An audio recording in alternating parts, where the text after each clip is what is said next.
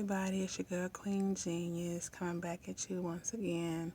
Today I'm going to be cooking for you neck bones, and yes, I said neck bones. This is a dish that my grandmother used to cook with me growing up. I know a lot of people are afraid to cook them or don't want to cook them. They feel like it's a cheap cut, that it's, you can't get any flavor out of them. But personally, I love neck bones. They do require some work, just like if you were cooking oxtails, but they are very good. They're very flavorful if you cook them the correct way. Today I'm going to show you how I make them and how my grandmother used to make them with me growing up. As always, I hope you enjoy. Peace. Okay, so here they are. They're already in the pot. They've already been cleaned and washed. I like to wash them off any bone particle from the cutting process, any excess blood, any kind of impurities that have been to them. I wash my meat no matter what it is, but this is how they are clean.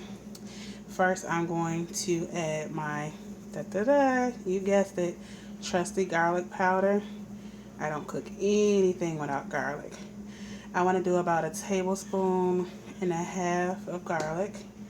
I've got some paprika, about a teaspoonful of paprika. Again, I kind of eyeball, you can always pre-measure. A teaspoonful of black pepper. Just going to sprinkle that over. My other favorite seasoning, my adobo, I want to add just a teaspoon of that. This is the one with the bitter orange. I only add a teaspoonful because I'm going to add 2 different ones. I don't want to over salt the dish. And I'm going to add a teaspoonful of the lemon pepper adobo. And I also have my basil grinder. Excuse my fat fingers. And I'm going to kind of grind that in a little bit. You want to do about a teaspoon and a half full of that. And then we're going to, I have about half a head of roasted garlic. We're going to add that in there. And we're also going to add, I have 1 small to medium sized onion sliced. And I'm also going to add, I have about 3 cremini mushrooms sliced kind of big. We're going to keep this like this.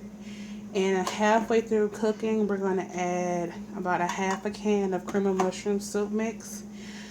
From this point, we're going to cover this with water. We're going to fill the water to right above the highest bone, and we're going to put this on the stove. I like to let mine cook a little bit longer than most. I want them really tender so I'll not have a hard time getting the meat out, because if it is too tender, it does become tedious and you will get frustrated, and that's a lot of reasons why a lot of people don't like to eat them, because they get frustrated with it.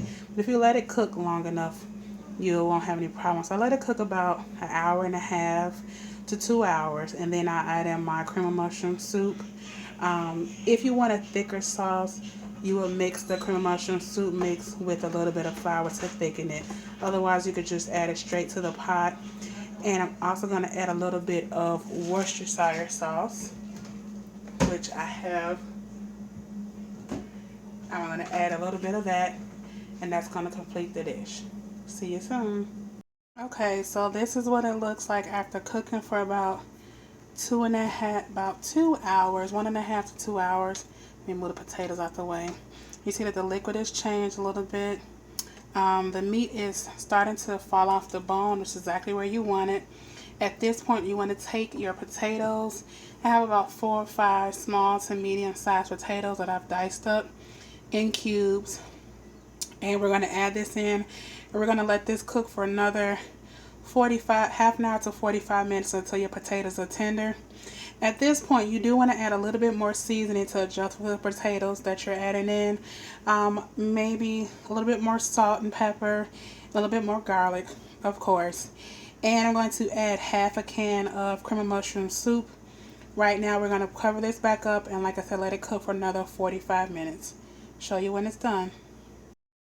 Okay, and here we have the finished product. There's no really perfect way to make this perfect, but this is the way I presented it. And I had some hard-boiled eggs that I put on top. This is the way my great-grandmother used to fix these, so this is how I always fix them. I dropped the eggs in about the last 10 minutes of cooking, and I shut the pot off and I let them sit. Take them out, I peel them, I slice them, and I put them back in the pot. But here's my braised neck bones with potatoes. Hope you guys enjoy it. As always, thank you for watching and God bless. For all you gamers, Kid Genius, KIDDJEANYUS. And for all you makeup artists, Lady Semo1, LADYSEEMO, and the number 1. Peace and blessings.